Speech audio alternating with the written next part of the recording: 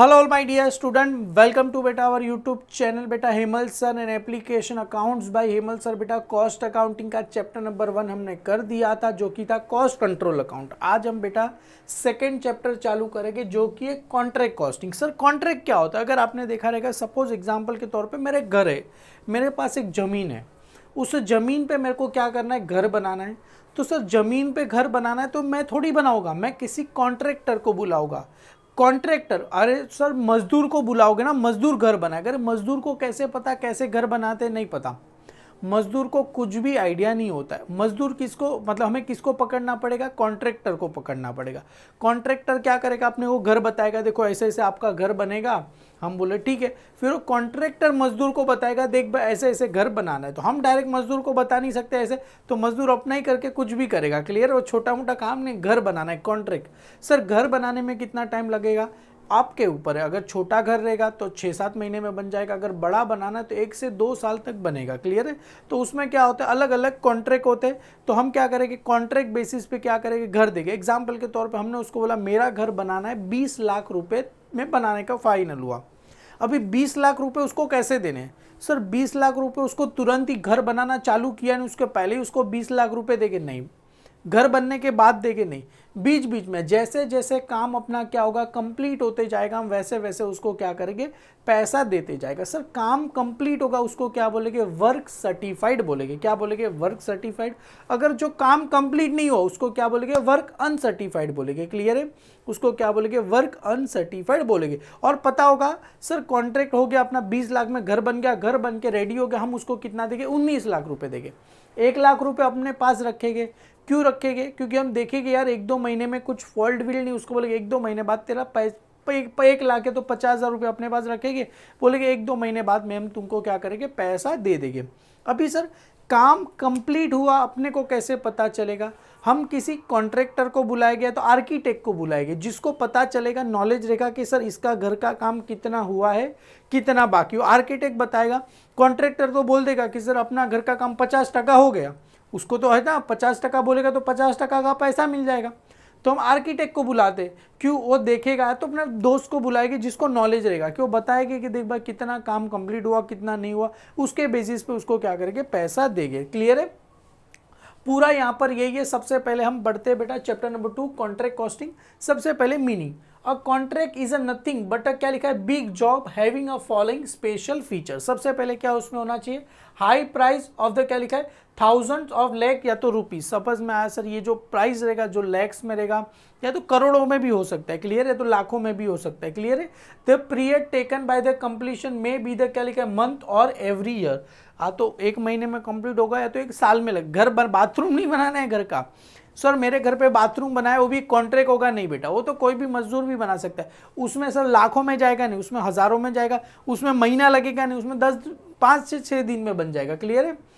जैसे मैं यहाँ पर, उसमें क्या होना चाहिए, महीना लगना चाहिए। द एक्चुअल वर्क में बी द, क्या लिखा है, डन एट ए, क्या लिखा है, साइड अवे फ्रॉम द, क्या लिखा है, main office from the contractor. Clear है? मतलब ये क्या होता है, कहीं दूर एक साइड होगा, वहाँ पर क्या होगा, काम होगा। मेरे बाजू में एक फर्नीचर वाला रहता है, उसका अलग अलग जगह पे साइट चलती है, दादर, माही, माटुंगा, अलग अलग साइट पे क्या करते हो, जाके विजिट करता है, कितना काम हुआ, कितना काम बाकी, उसके अंडर में मजदूर वगैरह काम करते हैं।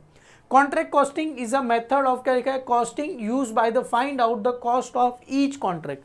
समझ में आ रहा है बेटा? कॉन्ट्रैक्ट कॉस्टिंग का मतलब क्या होता है, अपने को हर एक जो कॉन्ट्रैक्ट रहेगा उसका कॉस्ट फाइंड करना है, उसमें अपना एक प्रॉफिट डालेंगे और फाइनली हम क्या करेंगे, कॉन्ट्रैक्ट लेंगे। क्लियर है? मैंने आपके लिए बेटा बोल्ड करके रखा ही है बेटा, यहाँ पर क्या बोल रहे हैं बेटा, कॉन्ट्रैक्टर इज ए, क्या लिखा है, पर्सन वो अंडरटेक द कॉन्ट्रैक्ट। मतलब जो क्या होगा, कॉन्ट्रैक्टर क्या होगा, जो कॉन्ट्रैक्ट लेगा काम करने का। क्लियर है? कि मैं तुमको ये काम कंप्लीट करके दूंगा। अभी आगे होता है कॉन्ट्रैक्टी। कॉन्ट्रैक्टी मतलब जिसका वो काम करेगा, जिसका वो काम करेगा। Contractee the person from whom the contract job is undertake. जिसका वो काम करेगा वो क्या रहेगा सर, कॉन्ट्रैक्टी रहेगा। जो काम करेगा उसको क्या बोलेंगे, कॉन्ट्रैक्टर बोलेंगे, और जो काम करने वाले उसको क्या बोला जाएगा सर, कॉन्ट्रैक्ट बोला जाएगा। क्लियर है बेटा? यहाँ पर आते हैं बेटा, सबसे पहले सर उसमें कितना सामान लगेगा, यहाँ पर सिंपल सा है वर्कशीट, जैसे 2 वर्कशीट है। Worksheet number 1, cost of material in a contract, कितना मटेरियल लगेगा कॉन्ट्रैक्ट में।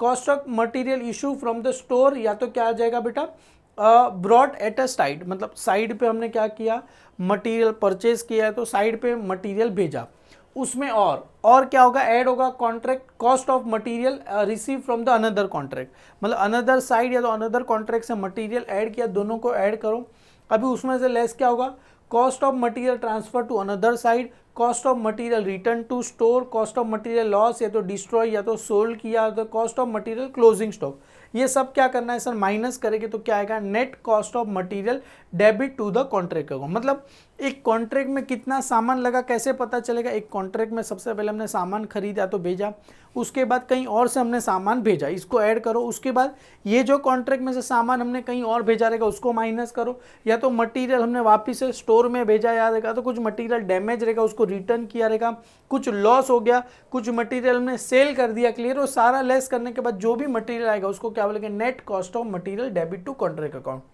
अभी आते हैं बेटा कॉन्ट्रैक्ट प्राइस, जो हमने प्राइस में डन किया, जैसे मैंने बताया था 20 लाख में हमने डन किया, वो क्या होगा, अपना कॉन्ट्रैक्ट प्राइस हो जाएगा, contractee account debited the contract account is credited with the क्या लिखा है, कॉन्ट्रैक्ट प्राइस, मतलब क्या रहेगा, अगर कॉन्ट्रैक्ट हमने डन किया तो कॉन्ट्रैक्टी अकाउंट डेबिट टू किसका नाम आएगा सर, कॉन्ट्रैक्ट अकाउंट, ये क्या हो जाएगा सर, कॉन्ट्रैक्ट प्राइस पे डन किया।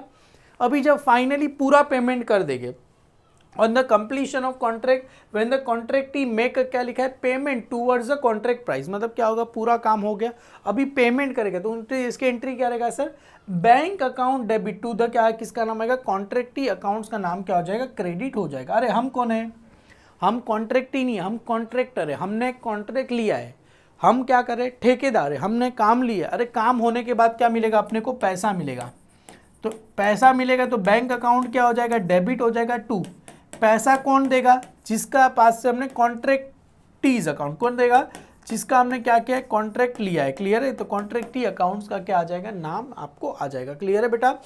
अभी वर्क सर्टिफाइड, जैसे मैंने बताया कितना काम हुआ है कैसे पता चलेगा, वर्क सर्टिफाइड इज क्या लिखा है, portion of the work completion which has been क्या लिखा है, क्रेडिट सर्टिफाइड या तो अपॉइंट बाय द कॉन्ट्रैक्टी या तो क्या लिखा है, आर्किटेक्ट, आर्किटेक्ट पता रहेगा जो जिसको उस चीज का नॉलेज रहेगा, और सर्वेयर, मतलब हमने किसी सर्वेयर को बुलाया कि भाई तू देख कितना काम, फ्रेंड्स क्लियर है, किसी सर्वेयर भी रहेगा उसको बुला के देख भाई कितना काम कंप्लीट हुआ, क्लियर है, उसके बेसिस पे उसको पैसा देगा, it is a value in terms of the क्या लिखा है, कॉन्ट्रैक्ट प्राइस, क्लियर है, उसको क्या बोलेंगे, कॉन्ट्रैक्ट प्राइस में से कितना हमने काम किया। एग्जाम्पल यहाँ पर देखो, the value of work certifies debited to the क्या लिखा है, कॉन्ट्रैक्टी अकाउंट्स और work in process account certified to the contract account, clear है बेटा, the value of work certified debit to क्या लिखा है, कॉन्ट्रैक्ट अकाउंट, और क्या लिखा है, किसका नाम आएगा, work in process account credit is the क्या लिखा है, contract account, the value of transfer to debit to contract, जितना भी वर्क सर्टिफाई होगा ट्रांसफर कहाँ होगा, डेबिट टू कॉन्ट्रैक्ट अकाउंट,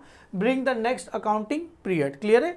यहाँ पर एक फॉर्मूला दिया गया, पहले समझते हैं, computation the value of work certified calculate as follow, सबसे पहले सर कैसे पता चलेगा कितना काम कंप्लीट हुआ, तो value of work certified equal to contract price multiply by work certified as a percentage of contract price, clear है सर, नहीं समझा, एक मिनट देखो आपको समझ में आ जाएगा, एक एग्जांपल के तौर पे बता रहा हूँ, calculation of work certified of each of the following, सबसे पहले हमने कॉन्ट्रैक्ट प्राइस था 1 लाख रुपए का, उसका वर्क सर्टिफाइड हुआ है 60%, तो कैसे मिलेगा, कॉन्ट्रैक्ट प्राइस 1 लाख रुपए, परसेंटेज ऑफ वर्क सर्टिफाइड 60% करोगे तो कितना आएगा, 6 लाख रुपए आएगा। सेकेंड एग्जाम्पल, कैश रिसीव कितना हुआ सर, 48,000, कैश कितना रिसीव हुआ, 48,000 रिसीव हुआ, being at 80% of work certified, मतलब जो 48,000 रुपीज़ मेरे को जो रिसीव हुआ है बेटा, इधर ही मैं आपको करके बताता हूँ, मेरे को कितना पैसा रिसीव हुआ, 48,000 रुपीज़ हो, ये खाली कितना परसेंट है बेटा, 80% है, 80% ऑफ वर्क सर्टिफाइड का कितना है सर, ये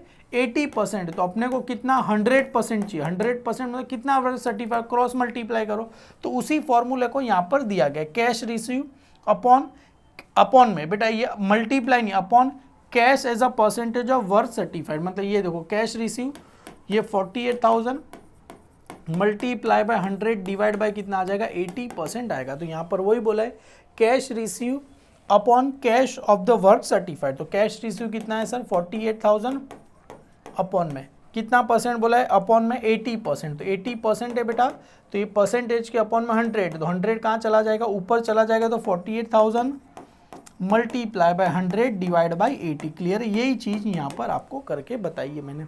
80% रिसीव हो रहा है 48,000, 80 पर 100% कितना। क्लियर है, हम फाइंड करेंगे, टेंशन मतलब सब में आएगा बहुत छोटा छोटा। 48,000 का 8% तो कितना आएगा सर, 60,000 रुपीज़ आपको आ जाएगा। क्लियर है। अभी आते हैं बेटा retention money.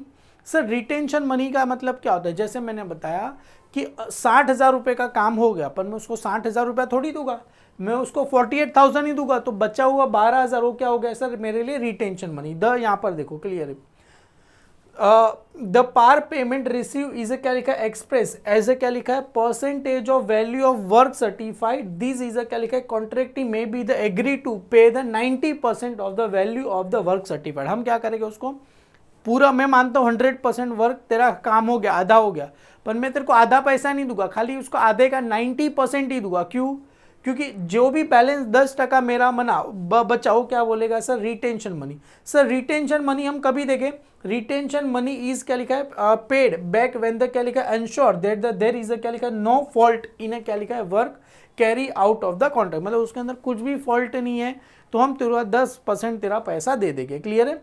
Computation value of work certified में हम क्या करेंगे, कैश रिसीव, उसको माइनस करेंगे तो क्या मिलेगा यहाँ पर, रिटेंशन मनी मिलेगा। जैसे यहाँ पर एग्जांपल के तौर पे अभी मैं आपको बताया, हमने कितने का वैल्यू ऑफ वर्क सर्टिफाइड, 60,000 का वर्क सर्टिफाइड, अभी कैश कितना रिसीव हो रहा है सर अपने को, 48,000 ही कैश रिसीव हो, तो कितना रिटेंशन मनी हुआ, 12,000 अपने लिए क्या हुआ, रिटेंशन मनी हुआ। कभी ना कभी हम इंश्योर करेंगे कि तेरा वर्क के अंदर कुछ भी तूने कुछ फॉल्ट नहीं रहेगा, तो ऑटोमेटिकली हम पे बैक हम उसको दे देंगे। क्लियर है। यहां पर आते आगे कैश रिसीव, अभी कितना पैसा कैश रिसीव होगा, ये मेन है बेटा। Cash receive is a portion of the value of work certified which is क्या लिखा है, पेड बाय द कॉन्ट्रैक्टी। कितना पैसा कौन पे करेगा, कॉन्ट्रैक्टी अपने को पैसा पे करेगा, जितना वर्क सर्टिफाइड हो उसका पैसा, usually express in a percentage of work certified, जितना परसेंटेज वर्क कंप्लीट हो उतना पैसा पे करेगा। Computation of cash receive calculate follow, बहुत सारे फॉर्मूले। सबसे पहले कैश रिसीव कैसे होगा, value of work certified minus retention money. जैसे मैंने बताया 60,000 का वर्क सर्टिफाइड, रिटेंशन मनी 12,000 लिया, तो कैश रिसीव कितना आएगा, 48,000 आएगा। Value of work certified multiply by cash receive multiply by percentage of work certified. दूसरा एक और फॉर्मूला है बेटा, contract price multiply by value of work certified multiply by क्या है, कैश रिसीव। ये तीनों फॉर्मूले यहाँ पर है। जैसे यहाँ पर आएगा वर्क सर्टिफाइड, जैसे यहाँ पर 30 लाख का कॉन्ट्रैक्ट है, पेमेंट रिसीव कॉन्ट्रैक्ट इज 80%, तो यहाँ पर सिंपल है, work certified multiply by cash receive, तो 80% करके 24 लाख रुपए अपने को मिलेंगे। क्लियर है बेटा। सॉरी 3 करोड़ का कॉन्ट्रैक्ट है। अभी यहाँ पर 50 लाख का कॉन्ट्रैक्ट प्राइस है, 50 लाख का वर्क सर्टिफाइड है 60%, 60% काम हो गया, पर पेमेंट रिसीव कितना हो रहा है 80%। तो बहुत ही सिंपल, ये जो 50,000 है बेटा, 50 लाख है सॉरी, उसका कितना परसेंट वर्क सर्टिफाइड है 60%, तो उसका 60% निकालेंगे, उसका उसमें से भी कितना पैसा मिल रहा है सर 80%, मल्टीप्लाई बाय 80% करो आपको मिल जाएगा। तो 50 लाख है, उसका 60%, उसका ही क्या करो 60% वर्क सर्टिफाइड है, और ये क्या है मेरे लिए कैश, कितना पैसा क्या हो रहा है, पेमेंट रिसीव कितना, कैश रिसीव कितना हो रहा है सर, मतलब ये मेरे लिए क्या हुआ सर, कॉन्ट्रैक्ट प्राइस हुआ multiply by work certified multiply by cash receive, तो इतना पैसा मेरे को क्या हो रहा है, मिल रहा है। अभी वर्क अनसर्टिफाइड कैसे मिलेगा, सिंपल सी बात है, जितना हमने कॉन्ट्रैक्ट का 60% वर्क सर्टिफाइड, तो बचा हुआ 40% क्या रहेगा work uncertified. Work uncertified is क्या लिखा है, portion of the work is completed which has not been क्या लिखा है, certified approve by the contractee architect या तो सर्वेयर ने उसको अप्रूव नहीं किया, उसको क्या बोलेंगे वर्क अनसर्टिफाइड। सबसे पहले cost of work uncertified is debited to work in process account credited to the contract, is a cost is transfer to the debit, ये जान दो। उसका एक फॉर्मूला है, cost of work uncertified total cost of incur till the date minus cost of work certified. Clear है। Total cost incur till the date मतलब हमने total खर्चा कर दिया सर 60 लाख का, टोटल खर्चा कितना कर दिया सर 60 लाख का अपने अंदाज से, और कॉस्ट ऑफ वर्क सर्टिफाइड खाली हुआ सर 48,000 का, तो बचा हुआ 12,000 का क्या, 12 लाख का मेरे लिए क्या रहेगा वर्क अनसर्टिफाइड रहेगा। दूसरा एक और फॉर्मूला है कॉस्ट ऑफ वर्क अनसर्टिफाइड का, total cost incurred to the date मतलब जितना खर्चा हुआ multiply by percentage of work uncertified upon percentage of total work done till the date. Sir formula बहुत ही सिंपल है, total cost incur till the date multiply by, bracket में क्या है percentage of work uncertified divide by क्या है percentage of total work done, मतलब ये work certified done till the date अपने को मिल जाएगा। क्लियर है। यहाँ पर एक मैं बताता हूँ। सबसे पहले टोटल कॉस्ट इंकर्ड कितना हुआ sir 12 lakh, cost of work certified हुआ सर 10 लाख का। तो सर बहुत ही सिंपल है, कितना अनसर्टिफाइड हुआ 2 लाख का, मतलब total cost incurred minus total cost of work uncertified, total cost of work certified 10 lakh का, तो कितना हुआ 2 लाख का वर्क अनसर्टिफाइड। अभी ये सेकेंड वाला फॉर्मूला देखो, total cost incurred till the date 12 lakh है, to compute 60% of the work, कितना काम हो गया 60% काम हो गया, और उसमें से 50% काम ही क्या हुआ sir only certified with only 50%, हमारे अकॉर्डिंगली 60, पर आर्किटेक्ट अकॉर्डिंगली कितना हुआ, आर्किटेक्ट ने खाली बोला 50% ही काम हुआ। तो अभी मैंने फॉर्मूला बता दिया, total cost incurred 12 lakh multiply, bracket में क्या रहेगा परसेंटेज ऑफ वर्क अनसर्टिफाइड कितना हो 60 upon total cost of work done till the date कितना हुआ सर 50। तो इसको क्या करो डिवाइड करो, ये माइनस है, माइनस करेंगे आपको यहाँ पर मिल जाएगा। क्लियर है कैसे किया, एक बार मेरे को जरा चेक करना पड़ेगा। ये 12 लाख है, ये माइनस क्यों कर दिया, ये डिवाइड रहेगा जरा। अच्छा, total cost of work uncertified कितने का अनसर्टिफाइड हुआ, बराबर है ना बेटा, 60%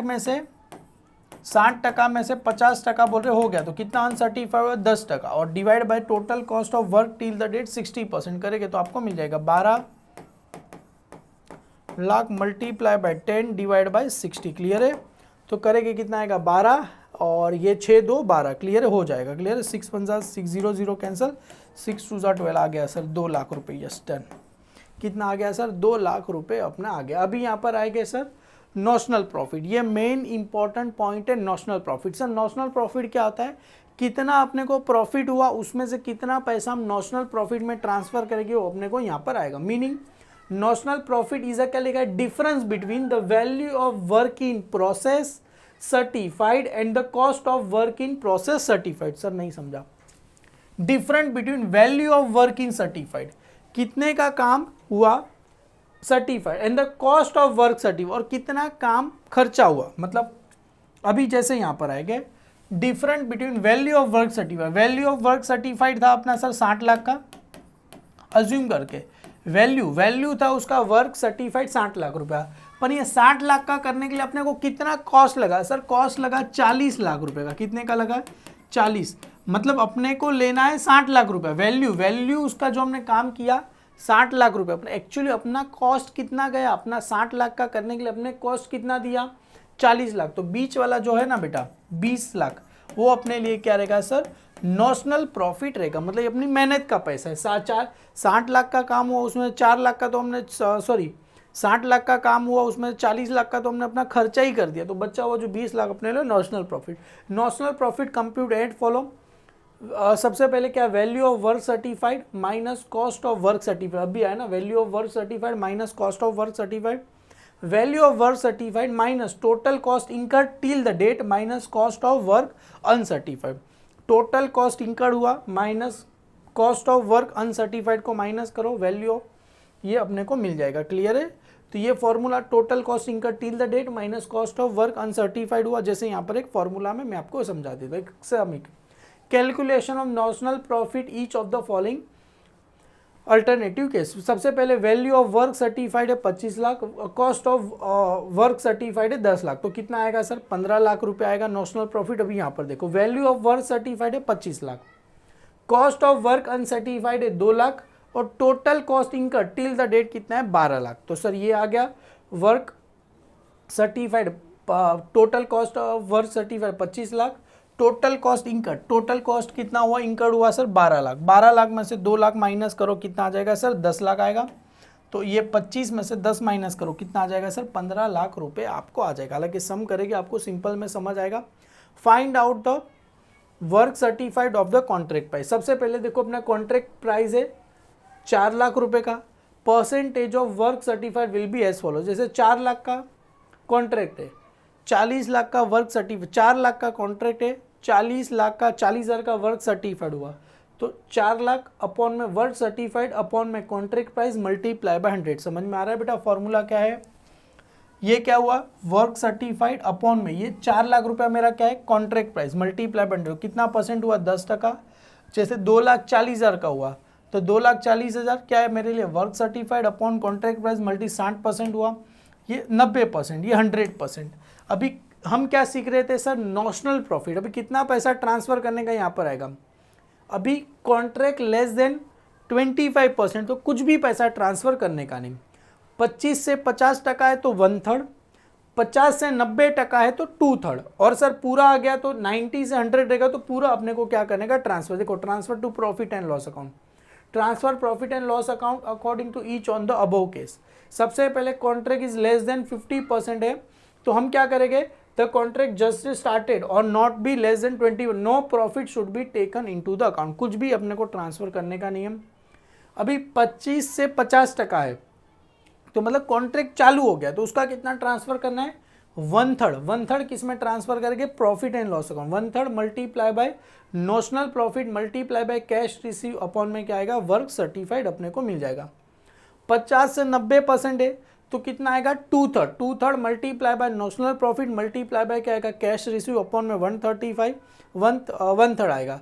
कॉन्ट्रैक्ट में भी कंप्लीट आएगा तो estimated profit multiply by contract, ये बहुत सारे फॉर्मूले, कॉस्ट सर्टिफाइड अपॉन में contract price cash receive upon work certified, और एस्टिमेटेड प्रॉफिट अब मल्टीप्लाई कैश रिसीव अपॉन में work certified, estimated profit work certified upon contract price, यही रहेगा हर बार यही फॉर्मूला आता है।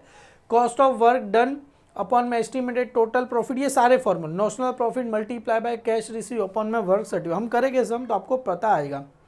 If the preferable use formula in on the above case is specify instruction, अभी आपको सब में बोला ही रहेगा कितना ट्रांसफर करना है तो पता चल ही जाएगा।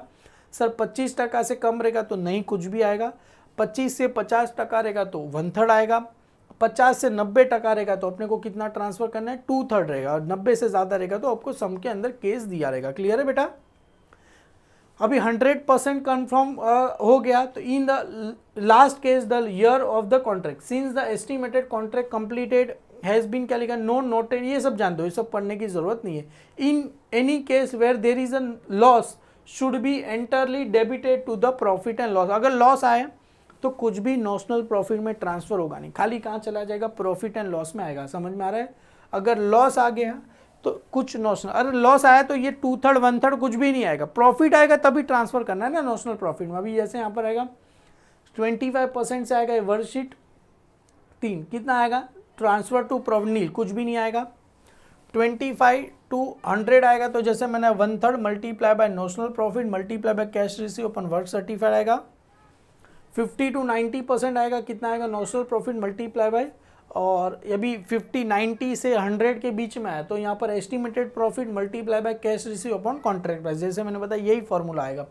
फॉर्मूला तो 4-5 दिया है, 100% आएगा तो एंटायर प्रॉफिट आपको आ जाएगा। क्लियर है? अभी मेन आते हैं सर कॉन्ट्रैक्ट, आपको एग्जाम में बनाना रहेगा कॉन्ट्रैक्ट अकाउंट। तो सर डेबिट में क्या आएगा, कॉस्ट ऑफ मटीरियल कहाँ से आ रहा है सर, सबसे पहले मटीरियल हम परचेज करें स्टोर से आ रहा है, कॉन्ट्रैक्ट है, एक काम है, काम के अंदर सामान कहाँ से आ रहा है, डेबिट व्हाट कम्स इन, जो भी खर्चा हो रहा है सारा का सारा अपने लिए क्या है, एक्सपेंस है, ये सारा का सारा अपने लिए क्या है, इनकम है। जैसे कॉस्ट ऑफ मटेरियल स्टोर से आ रहा है, ट्रांसफर टू अदर कॉन्ट्रैक्ट से आ रहा है, labour direct expense, cost of special plant indirect expense हो गया, कॉमन प्लांट हो गया, depreciation use charge cost capital method. Clear? ये सारा का सारा अपने को क्या आ गया, यहाँ पर डेप्रीशिएशन वगैरह आ गया। सेम एज यहाँ पर क्या आएगा, by cost of material transfer to another contract, हम अनदर कॉन्ट्रैक्ट में जा रहे हैं, या तो कॉस्ट ऑफ मटेरियल क्या हो गया, रिटर्न हो रहा है, या तो लॉस हो रहा है, तो डिस्ट्रॉय हो रहा है तो सेल कर दिया।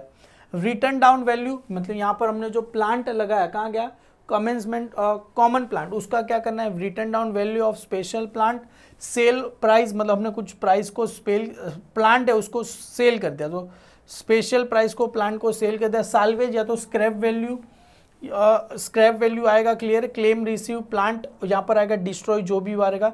Return down value of common plant, जैसे वो प्लांट का था उसका रिटर्न डाउन वैल्यू इधर आएगा। ट्रांसफर ये आएगा। बाकी वर्क इन प्रोसेस, जैसे मटेरियल चालू है काम तो वर्क इन प्रोसेस का क्लोजिंग बैलेंस, प्लांट का ओपनिंग इधर था तो रिटर्न डाउन वैल्यू मतलब डेप्रिसिएशन माइनस करके इधर आएगा।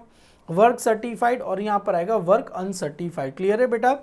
तो ये आ गया। अभी साइड सी बात है सर, क्रेडिट साइड ही ज़्यादा रहेगा, तो यहाँ पर जो आएगा वो अपने लिए क्या रहेगा सर, नॉशनल प्रॉफिट रहेगा। नॉशनल प्रॉफिट डेबिट आया, उसके नीचे जो टोटल है उसके नीचे ही लिख देना इधर, और उसमें से थोड़ा पैसा जो भी आएगा, हम फॉर्मूला सीखा 2/3 1/3, वो प्रॉफिट एंड लॉस में जाएगा। बचा हुआ क्या रहेगा सर, वर्क इन प्रोसेस रहेगा। क्लियर है बेटा? Work in process carry down transfer to balance sheet में चला जाएगा। क्लियर है? Profit of reserve, profit and loss material commencement plan, loss sale destroyed been भी क्या लिखा है ये जान दो, जब करेंगे तो आपको क्लियरली पता चल जाएगा। यहाँ से अपना सम क्या होता है, चालू होता है। जैसे इसमें स्टार्टिंग के 3 सम तो बेटा सिंपल है, उसके बाद जो 4th से सम चालू हो रहा है वो क्या हो रहा है सर, अलग अलग प्लांट का क्या हो रहा है सर, हम करेंगे। तो यहाँ पर अपना बेटा पहला लेक्चर खत्म हुआ, जो कि बस आपको थोड़ा बहुत समझाना था कौन सा फॉर्मूला कैसे कैसे आते हैं। आगे जो नेक्स्ट सम जहाँ से हम शुरू करेंगे बेटा सम, तो आपको प्रॉपर नॉलेज मिल जाएगा, कॉन्ट्रैक्ट कैसे होता है, कैसे क्या करना है, फॉर्मूला कैसे लगाना है, बाकी A to सारी चीज़ें आपको समझ में आ जाएगी। तब तक के लिए मिलते हैं बेटा नेक्स्ट लेक्चर में। Thank you so much, bye bye all.